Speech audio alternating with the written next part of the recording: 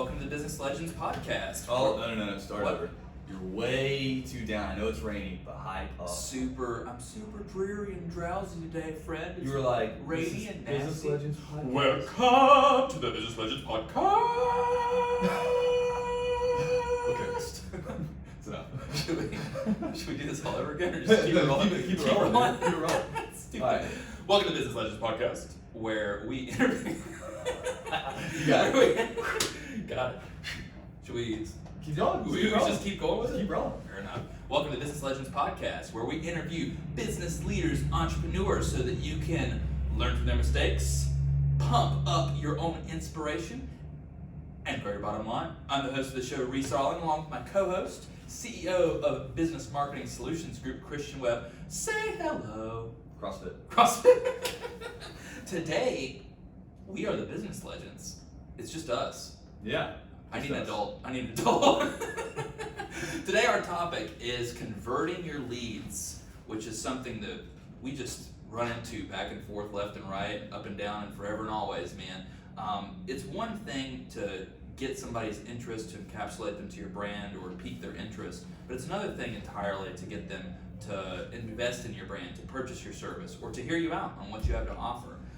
We've seen all sorts of crazy stuff. I mean, you know, we've worked with a lot of gyms, doing a lot of digital marketing for them, and I mean, I can think of some specific gyms, we won't use any names, but some where we'll get on 30 leads and they'll close 20, and I can think of one specifically where we got them 240 qualified leads and they closed like 5. So, I mean, you know, it has a lot to do with their sales process that's in place, but it also has a lot to do with, you know, what systems that you have and your willingness to go out and get your customer. And in our current climate, as far as our sales ecosystem is concerned, it's so important to actually go out and get your customer as opposed to letting them come to you. Everybody wants walk-in traffic, everybody wants their phones to ring and whatnot, but what's a lot more important is following up with people and actually going to get their business and offering yourself unabashedly. So, and if you didn't know, we're business partners for a digital marketing company called Business Marketing Solutions Group, and we do marketing for so many different companies. And like with all these companies, they go from accountants to lawyers to dentists to doctors to gyms to, I mean, you name it, we pretty much have it, right? And some of them do it right, and then some of them do it so terribly wrong, but they all get the same amount of leads. And we've kind of helped people fix their conversions and help them actually turn those into sales. That's what we're going to talk about today, kind of like the best ways to convert your leads, the best way to build steps and processes in place, and make sure you don't fail in that process. Yeah, starting from the top, especially from a digital source, one of the first things that always comes up is making something user-friendly. I mean, if you have a website that doesn't work, or you know, it's hard to find how to get into contact with somebody, they're just gonna bounce right off. I mean, the customer is not going to attempt to do business with you. I mean, you have to make it as easy as humanly possible for them. Another thing that I've seen is people having these multiple step processes where they're asking every conceivable question. You know, what high school did you go to? Like, what was your first girlfriend's name and stuff like that. And I mean, whatever the service is, Doesn't matter. If you're an accountant or a lawyer, you want digital marketing, or you want a gym membership, you know what I'm asking? Name, phone number, email, and that's it, pretty much, you know? Unless you have a super niche business where you don't want to waste too much time on people who can't afford your business. Yeah. Then like you can maybe add like square footage of your room or something. Like for example, if you're doing custom closets, for example, and you only want to deal with people who are gonna cost $5,000 plus on the custom design, you might say square foot of job. Right. Or square foot of house. Very little information. That's it. Yeah.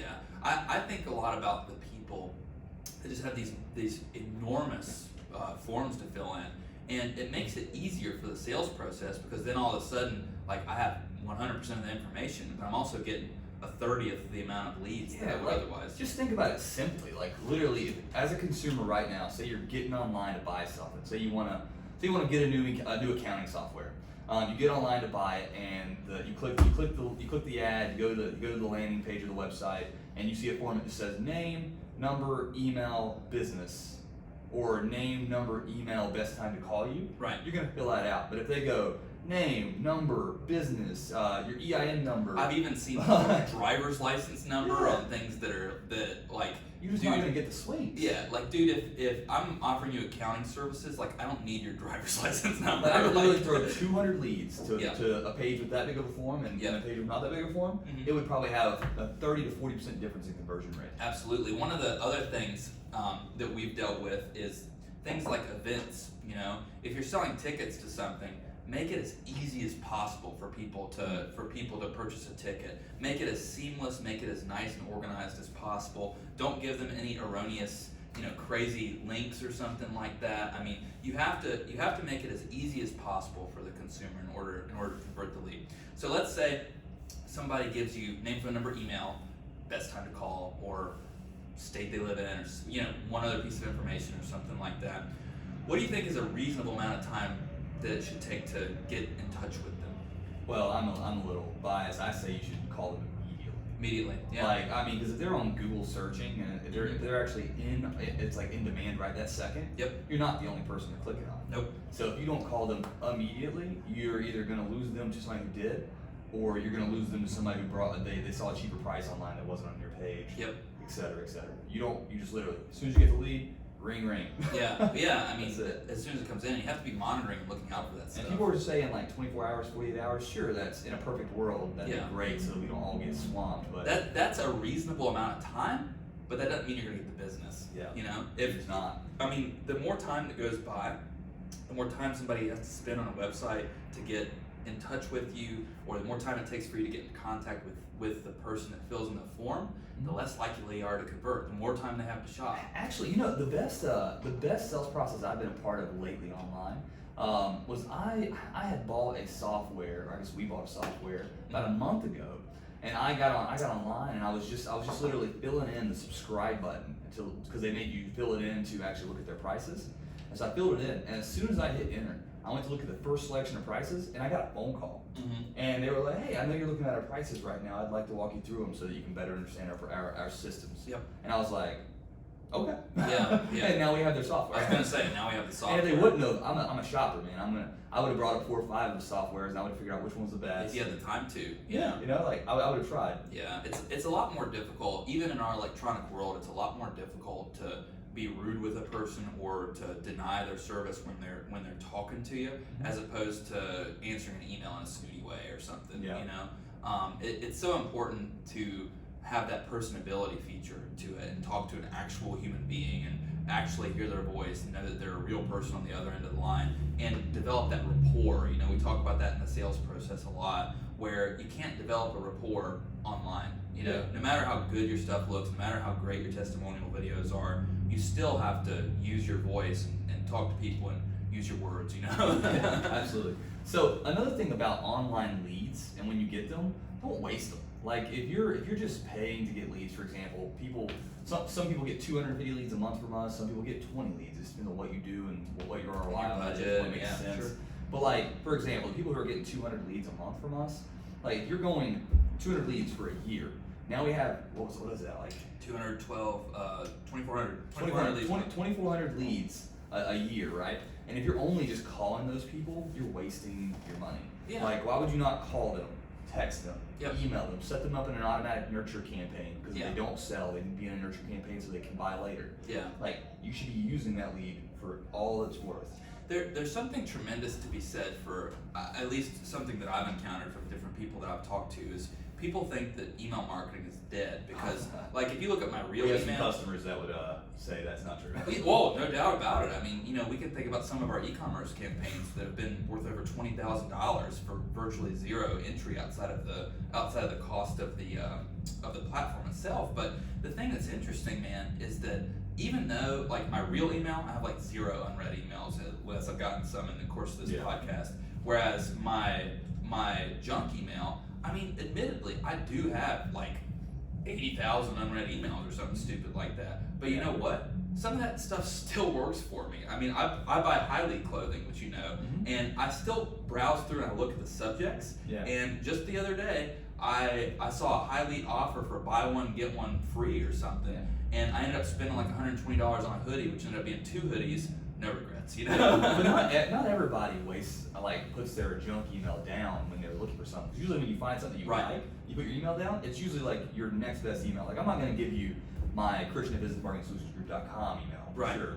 But I'll give you the one I check for all the things like my specials and stuff that I sign myself up for. Yeah. I have an email for that. Yeah, and you still check it, like you still see it. I mean, we recently working with a guy, and we set our brand new record as far as the amount of people that are opening this email. So these are all people that he's dealt with, and he has over 650 contacts. I think he's at 678 or something like that right now. And his open rate for that email campaign right now, I just checked it yesterday morning, is 43.6%. So that it's over 300 people are opening and seeing his stuff, Yeah.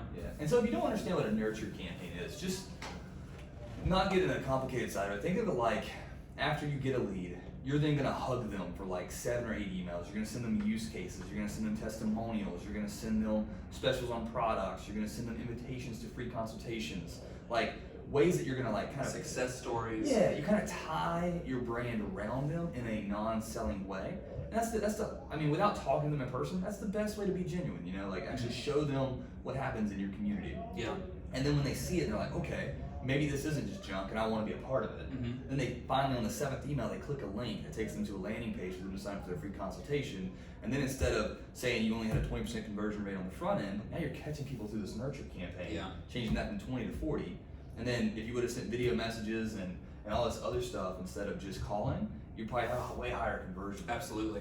I think that's the number one thing that people mess up with their digital sources and getting leads is that, we plop whatever, 10, 50, 100, 300 leads into somebody's lap per month or whatever. And, maybe they'll take that first stab at, hey, do you want our product or service? And then after that, some will close, some won't. And then with all these people that don't, then and there, in the world of sales, I don't believe there is such a thing as no. There's yes, and there's maybe later. I mean, maybe later. Yeah, and that's the way you have to look at it, man. Because if there was something that intrigued you to get in contact with me to begin with, then the only objection that I will accept is price. If you don't got the money for it, then maybe we work around you and we try to figure out a solution that works. Mm-hmm. But if there's something that you're interested in, that you need for your business or your life or whatever else, then it's my job to intrigue you in that, and then it's your job to purchase it from there. So it's either yes or maybe later. Those are the only answers that I really accept. And if you don't have the money for it, then you should probably go back to our podcast where we were talking about cross marketing. Yeah. Because that's the only. It's not free, but it's the cheapest way to get started in a company. Well, but after that, you run out of time doing all that stuff. The most expensive and yet the most free resource that we have is time, and a lot of people would be willing to cross market with folks for 30 hours a month or something like that. Attend events with them that don't necessarily benefit them, so that it doesn't cost them out of pocket. But if you really itemize your time and you think about the financial influence of that, I mean, if you price your time out at whatever, $100 an hour, and you're spending 30 hours, then that's $3,000 out of your pocket that you could be spending growing your business or your brand. And until you put money on your time, you just don't see it. Yeah, absolutely.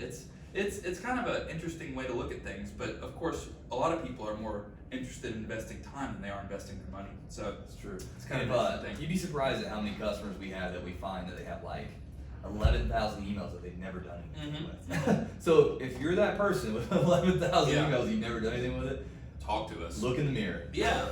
And think about that for a second. Yeah, it's kind of a scary thing, and email isn't the only medium of staying on the tops of people's minds. I mean, the traditional outlook of that would be if somebody gives you a call. Let's say you're selling, fences or something like that. Maybe a fence is a huge upfront cost or whatever, and maybe you can't afford it then. But then all of a sudden, over the course of the next couple months, you hear a radio advertisement, you see a billboard, you see Facebook marketing for this stuff. You see all these remarketing things. Speaking of Facebook marketing, though, so those same exact emails, if you had 11,000 emails, for example, and you didn't want to email them because you felt like you just hadn't talked to them in not too long, you felt like it'd be weird if you did it now, you can literally put all those emails and drop them into a Facebook campaign. Yeah. And then Facebook will retarget all the people that are associated with that email on a Facebook profile. Yep. So you're able to retarget them to branding ads, showing like what your business is doing now and maybe testimonials and etc.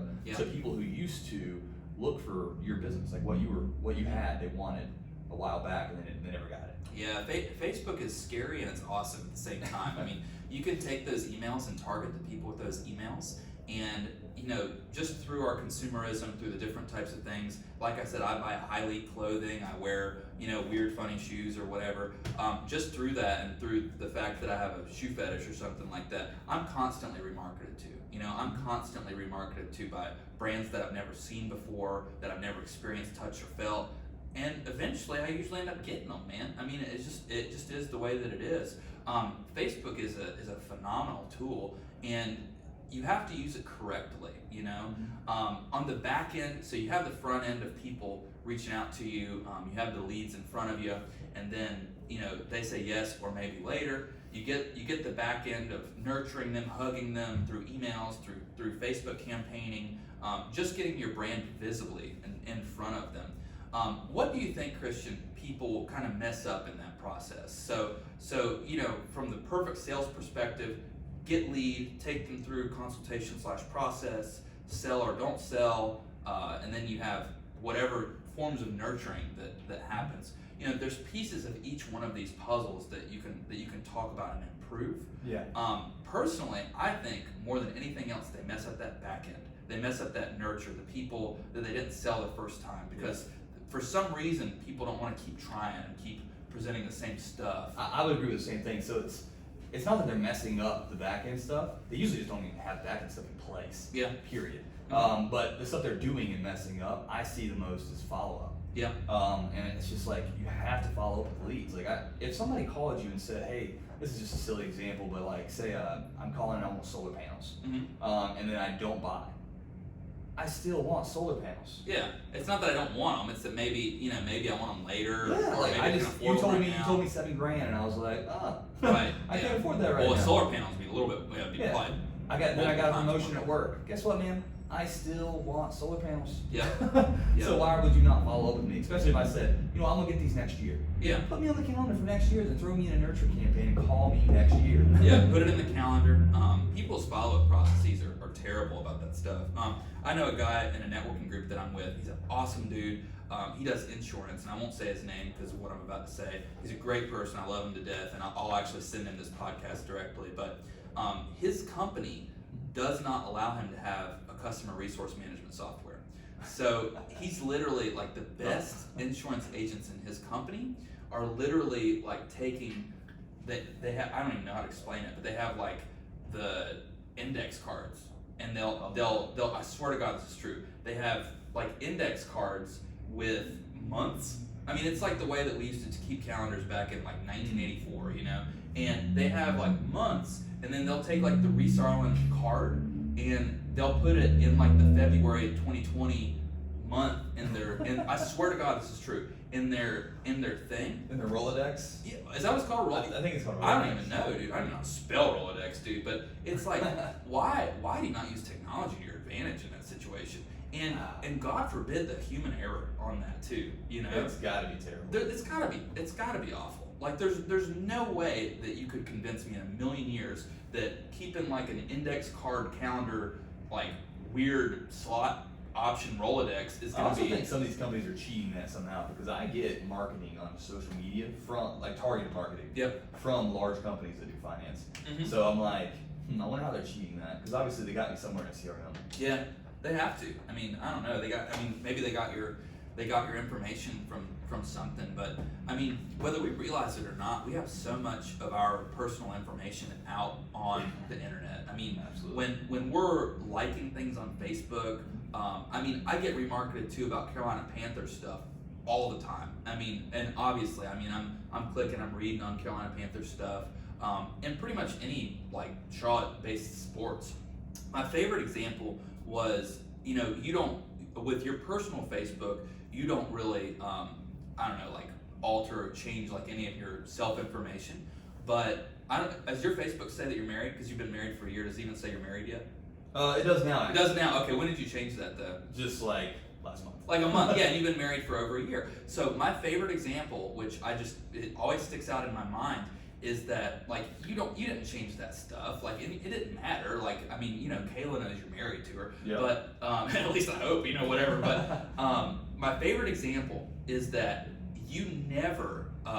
I mean, a year later, and you finally change it to married on your Facebook, and Yet after you got married, people are tagging you in photos, tagging you in wedding this. Facebook already knew I was married. Facebook knew you were married and was marketing like, oh, are you a newlywed? Like, here's a cool watch, Kayla, that you can buy Christian. Or Christian, here's a nice ring upgrade for Kayla or whatever. That's actually something we didn't touch on. So, or maybe we touched on it very lightly. So not only like you understand well, you might not understand, but you're getting a little bit of the gist that on the front end and the back end you have to have branding and nurturing to kind of make sure that you take one lead and make the conversion rate better. But you can actually make the quality of these leads better by targeting correctly. Oh yeah, absolutely. So instead of getting for example, I mean just name something.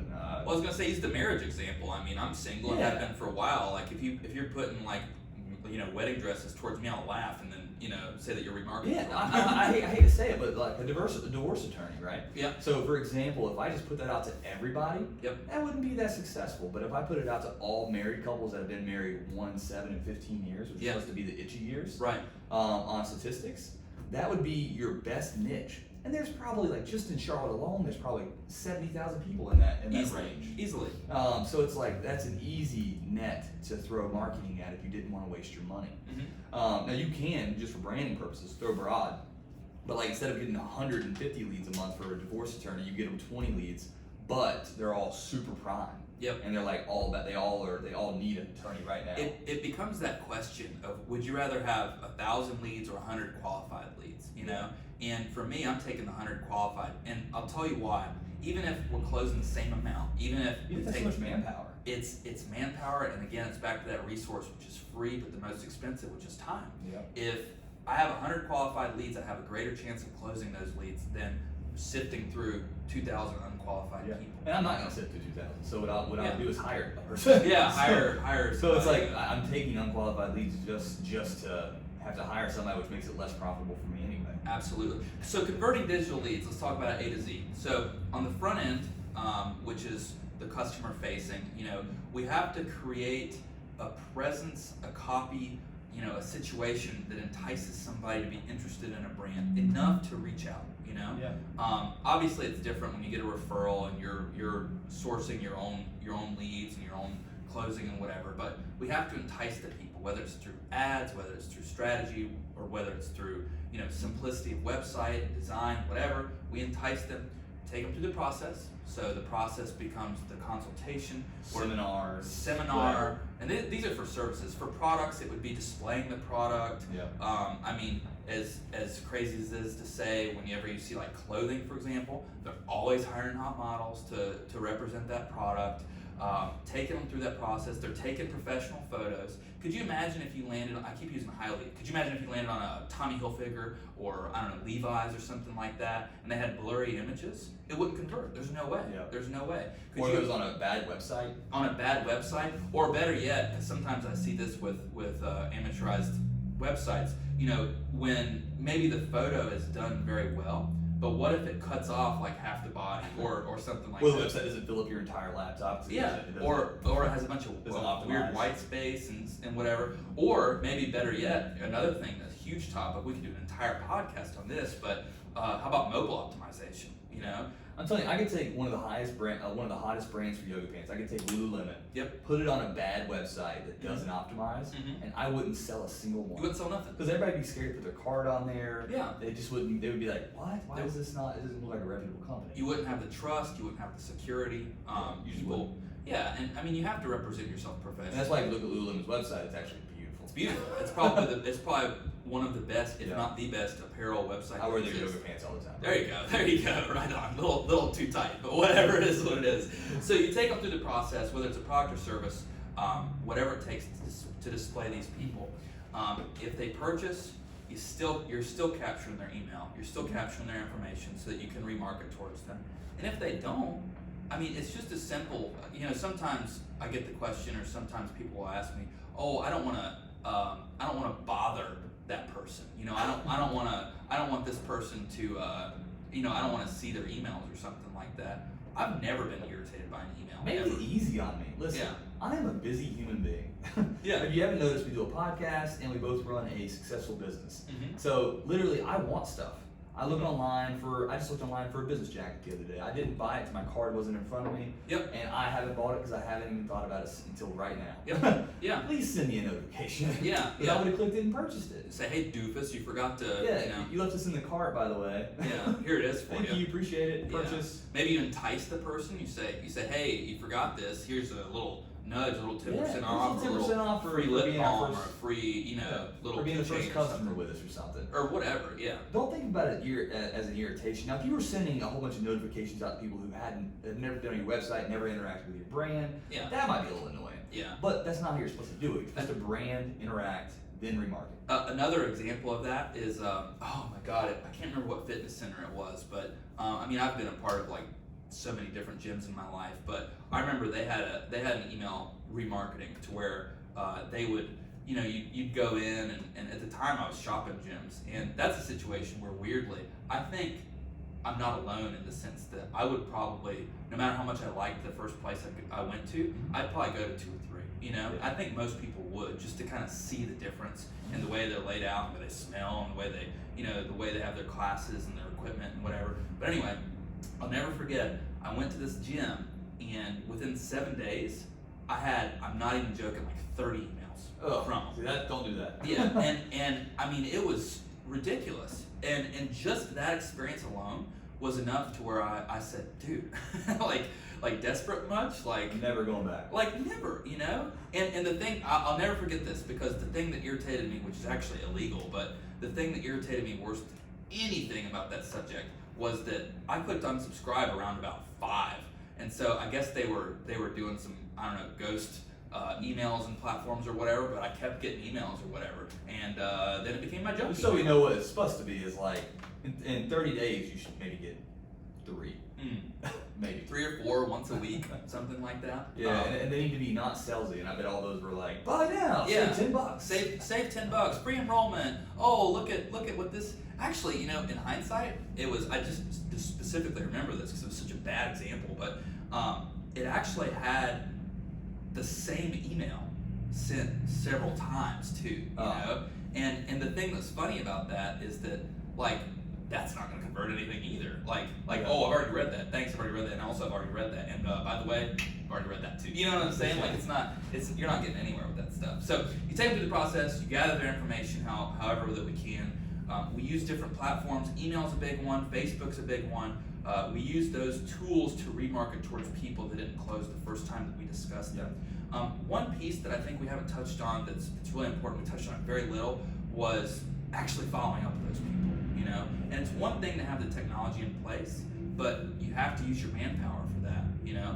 I know a guy that's big time into sales, and he says that you have to follow back up with a customer 7 times before you let them go. And I mean, if you actually did that, all of a sudden your bottom line's gonna go way up. I mean, I just had a company purchase yesterday, our digital marketing, that I think I spoke to 3 months ago. Yep. And I mean, I probably called them 5 or 6 times between now and then. Because they needed my services, they were just busy. And they just weren't ready yet, Yeah, and that's just like one simple example, but we all have that. Yep. The 2 things I want y'all to take from this mainly is if you have a whole bunch of emails, quit wasting them. When you get leads, don't waste them. Yep. Don't just call them once, text them once, and when they tell you they can't do it, throw them away. Yep. Like, if you have a throwaway bucket of a whole bunch of contact information, you're doing marketing wrong. Yeah.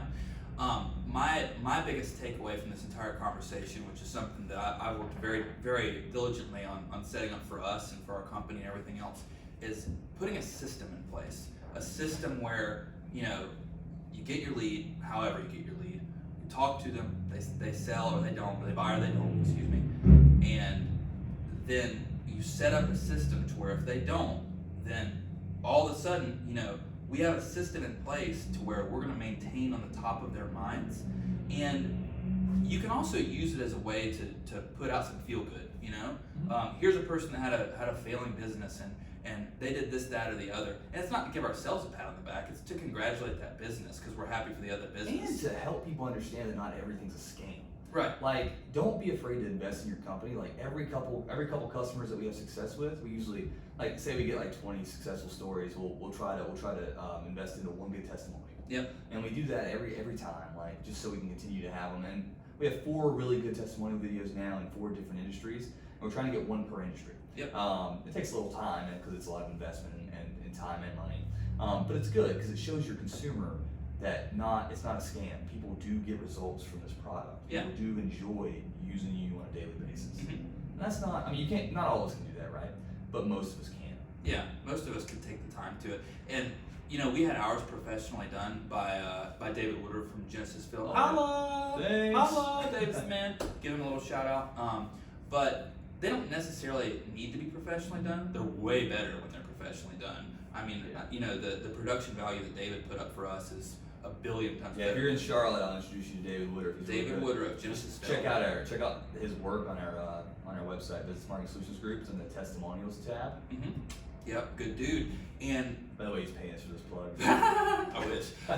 So, having professionally done content in place just goes to show your professionality, your care for your customers, and getting that ball moving, getting that ball rolling, and having a system in place to where you can follow up. My name's Reece. I am the host of the show Business Legends, along with my co-host Christian Webb, and that is Converting Your Digital Leads. Have a good one, everyone. Good job. 30 minutes. Congratulations.